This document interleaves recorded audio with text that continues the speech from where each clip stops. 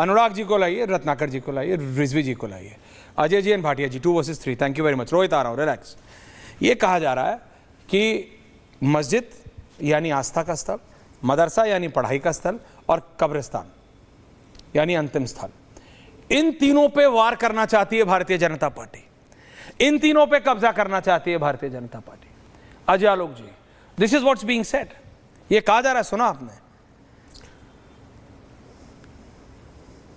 अजय जी, भारतीय जनता पार्टी की 18 राज्यों में एनडीए की सरकार है। हाँ, ऐश्वर्या जी दादा, 18 राज्यों में हमारी सरकार है, एनडीए की मिला के, भारतीय जनता पार्टी के मिला के।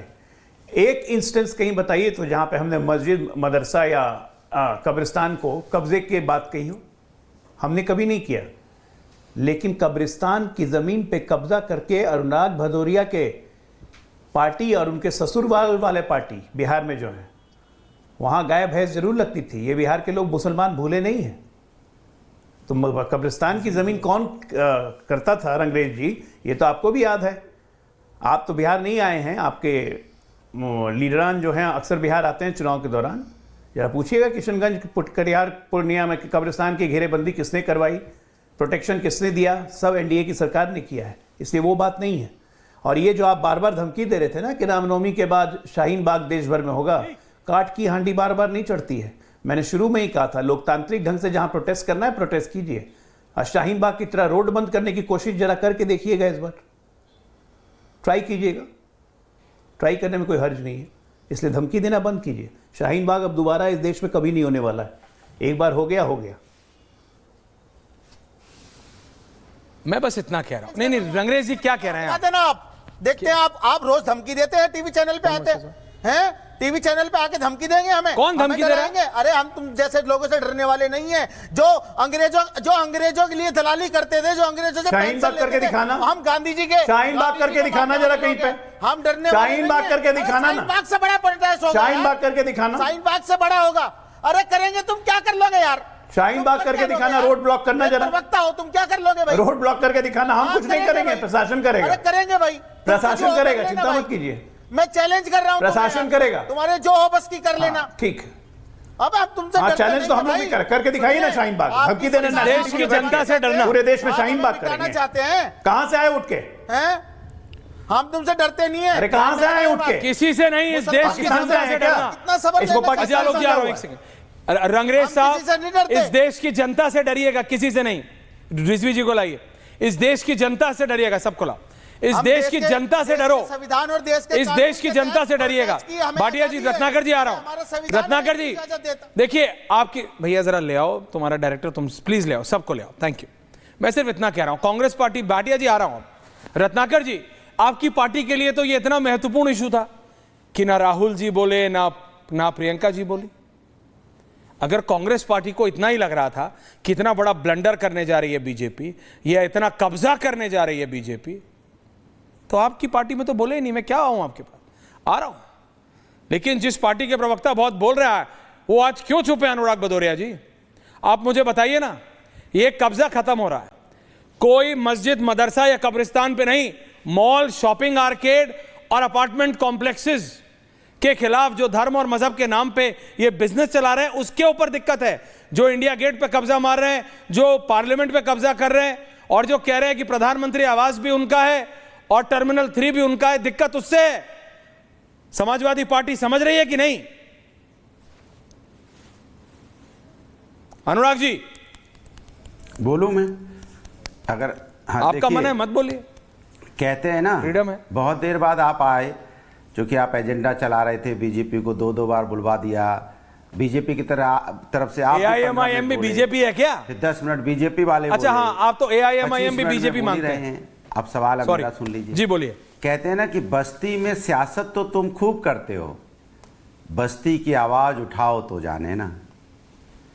देखा घर के आगे औहदे लिखे थे, नाम लिखे थे, बहुत तलाशा, बट आदमी नहीं मिला।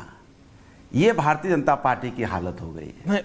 देखो, बीजेपी की हालत पे बात कर लूंगा, लेकिन जरा ये एक चीज बता दो, उन्हें पता है बैठने कहाँ लगे हैं कि मेरे पास नहीं, आजकल किन के साथ बैठने लगे हैं आप? नहीं मैं जरा बोले तो दो देखिए, ये थोड़ा पर्सनल इशू है। अरे आजकल बोले आप तो किनके दो। साथ बैठने लगे हैं? आपने अपनी ग्रुप चेंज किया।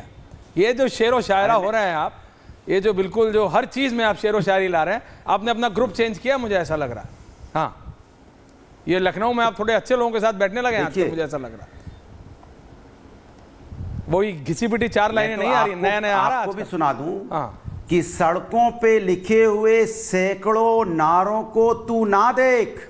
अजय जी आपके लिए है। सड़कों पे लिखे हुए सैकड़ों नारों को तू ना देख, तू घर में देख, इनके दिखाए हुए तारों को ना देख। ये जो बीजेपी ना सुबह से लेकर शाम तक दिन में तारे दिखाती रहती है, देखिए चमक रहे हैं, क्या बढ़िया हमने ऐसा माहौल बना दिया, दिन में देखिए चांद दिखता है, तारे दिखते हैं, इस सपना जो बेच रहे हैं। लेकिन उधर नहीं बता रहे हैं शेयर मार्केट धड़म हो चुका है। ये नहीं बता रहे हैं कि 26% अमेरिका ने हमारे पर टैरिफ लगा दिया है। ये नहीं बता रहे हैं किसान की इनकम दुगनी नहीं हुई है। ये नहीं बता रहे हैं कि किस मुश्किल से गरीब आदमी जी रहा है। हमने 5 किलो चावल 5 किलो आटा में लगा रखा है और इधर भिड़ा दिया सबको, चलिए वक्फ बोर्ड पे चलो, इस पर नफरत की राजनीति करते हैं। वहां नहीं मिलता तो चलो रामनवमी के जुलूस पे चर्चा करते हैं, वहां नहीं मिल रहा है तो चलो होली निकल के गई। माने त्योहार आते ही होली पे भी आप जो चर्चा नफरत की राजनीति, अब रामनवमी पे नफरत की राजनीति, जब फेस्टिवल नहीं होता है तो वक्फ बोर्ड आ जाता है, इसी से नफरत की राजनीति करो। फिर अभी कुछ आएगा तो फिर नया कुछ गढ़ रहे लेके आएंगे, लेकिन जनता की समस्या के समाधान पे कोई बात ना हो जाए, कहीं जनता को कहीं राहत का ना मिल जाए। किसान और जो यह महिला अत्याचार जिस तरह से देखने को मिला, उस पर तो बात ही ना हो जाए। कैसे बात हो जाएगी? ये बात होने देना नहीं चाहते। वक्फ बोर्ड की जहां तक बात करें, मैं आपसे पूछना चाहता हूं, सीधा सा मेरा सवाल है, वक्फ बोर्ड की इतनी तरफदारी कर रहे हैं सब लोग। आपने भी कहा 2013 में वक्फ बोर्ड में बिल पास हुआ, तो क्या 2013 में वहां पे कौन कौन लोग बैठे थे?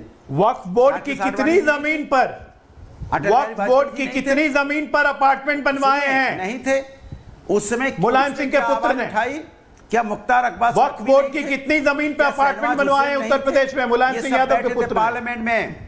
और मैं पूछना चाहता हूं, आप बताइए कि जब वक्फ बोर्ड पास हो रहा था 2013 में, तो इन्होंने क्या बोला था? ये बाइट चलाइए जिसने जिसने बोला था। आडवाणी जी ने क्या बोला, वाजपेयी जी ने क्या बोला? इनसे बड़े नेता तो अब नहीं है ना, बीजेपी के सबसे बड़े नेता थे। विरोध किया था, पैदा नहीं हुआ वाजपेयी जैसा, आडवाणी जैसा। विरोध किया था, उसमें उन्होंने क्या कहा था? सर्वसम्मति से विरोध किया था। और क्या विरोध किया था? विरोध किया तो कौन सा विरोध किया? कोई सर्वसम्मति से नहीं हुई थी, खाली वर्बली मुंह से अगर बोला। विरोध किया था, रातों रात बिल साइन करवा के पास कर लिया गया, वॉइस नोट से। बिल जब पास वोटिंग तक नहीं करवाई थी, वॉइस नोट से पास हुआ था। कि ये जिस तरह की राजनीति अरे भदौरिया, पार्टी, चूंकि आप भारतीय राजपूतों पे तो कलंक हो ही, देश को आगे ले जाने राजपूतों पे तो की कलंक हो ही, हम मुसलमानों की भी बात करने लगे। डूब रहा है, डॉलर के मुकाबले रुपया कमजोर हो रहा है, इस पे बात करने को नहीं तैयार। राजपूतों के नाम पे आप कलंक हो ही, अब आप उल्टा पुल्टा बात करने लगे। यहाँ पे अपनी तकलीफ से जूझ रहा है, हेल्थ व्यवस्था चरमराई हुई है, एजुकेशन व्यवस्था चरमराई हुई है, लोग हॉस्पिटल में अपना तकलीफ बहुत बढ़ने वाली है, वहां पे स्टेशन तकलीफ बढ़ने वाली है। मिलता तो कभी दवा वक्फ बोर्ड की जमीनों पे जो लखनऊ में अपार्टमेंट बने हैं ना मुलायम सिंह यादव के पुत्र के द्वारा, चर्चा नहीं, वो सब जांच के दायरे में आएंगे। कि आप चर्चा करें वक्फ बोर्ड में। आपने इस देश के अंदर में हिंदू मुस्लिम सिख ईसाई सब ने वक्फ बोर्ड की जमीनों पे जो अपार्टमेंट बनवाए हैं लखनऊ में, वो जांच के दायरे में आने वाले हैं। Thank you very much. एक सेकंड,